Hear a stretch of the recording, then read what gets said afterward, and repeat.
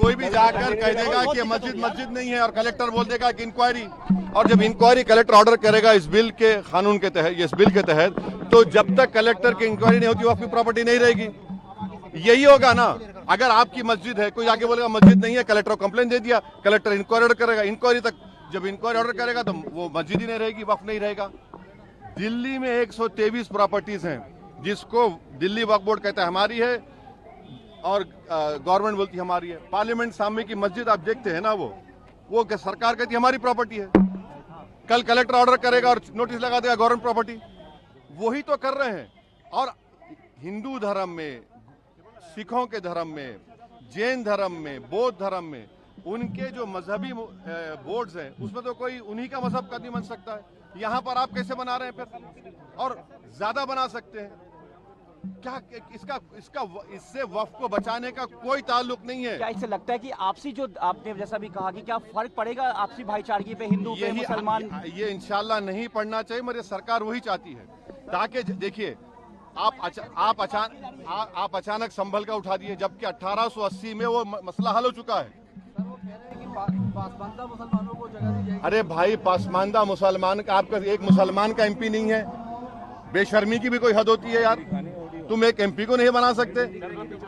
लोकसभा में कितने एमपी है तुम्हारे पास? कितने तुम्हारे पास मंत्री है बताओ, मिनिस्टर है?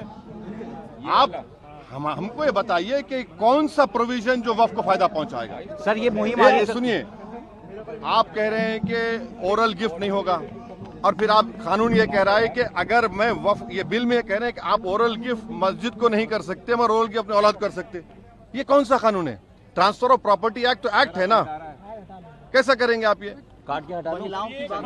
महिला पहले से मेंबर है, महिला तो सर लोग पढ़ते नहीं है, वैसी साहब महिला पहले से मेंबर है। वो विरोध किस चीज का कर रहे हैं समझने की आवश्यकता है। वो विरोध कर रहे हैं लैंड जिहादी लोग जो जमीन कब्जा लेते हैं, कब्जा करके उन जमीनों का दुरुपयोग करते हैं और गरीबों का हक खा जाते हैं। ये वह लोग हैं जो विरोध कर रहे हैं। मुस्लिम समाज के लोगों के हितकारी है, पक्षकार है। अब तक मुस्लिम समाज को 2014 पहले वंचित रखा जाता था योजनाओं से, लाभ से, और वोट की राजनीति की जाती थी। आदरणीय मोदी जी के आने के बाद में सबको साथ लेके, सबके प्रयास के साथ सबका विकास हो रहा है। सारी योजनाओं का लाभ आदरणीय मोदी जी के नेतृत्व में प्रत्येक गरीब तक पहुंच रहा है। न कोई जात, न पंथ, न ऊंच, न नीच। तो इसे कहते हैं अंत्योदय। अंतिम पंक्ति पर बैठे व्यक्ति तक योजना पहुंचना बिना किसी भेदभाव के। वो इस केंद्र सरकार आदरणीय मोदी जी की, एनडीए की और एक कमल के शासन में, मोदी जी के शासन में संभव हो पा रहा है।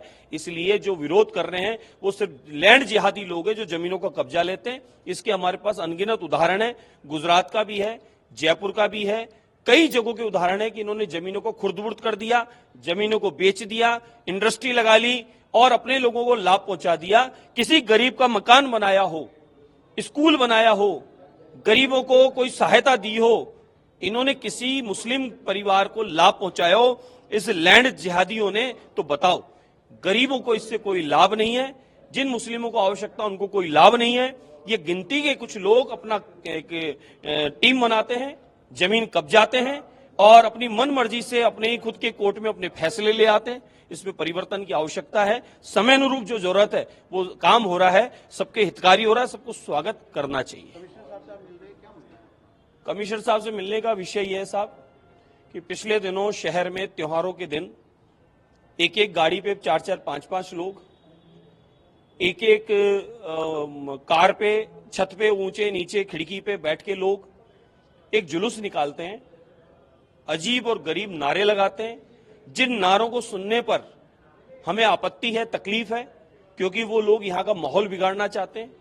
यहाँ की खुशनुमा जो माहौल चल रहा है और ऐतिहासिक कार्य और विकास राजस्थान का बढ़ रहा है, उसमें कहीं ना कहीं वो लोग कोई माहौल बिगाड़ने की षड्यंत्र रच रहे हैं।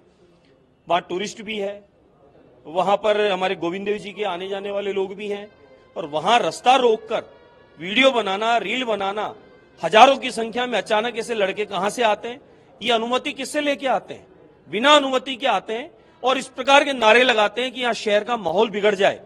तो ये कौन लोग हैं? इनकी जांच होनी चाहिए। और ये 2 दिन तक किससे पूछकर ऐसी रैलियां निकाल रहे हैं, इसकी भी पता करना चाहिए। तो वही निवेदन करने हम लोग आज पुलिस प्रशासन के पास आए हैं।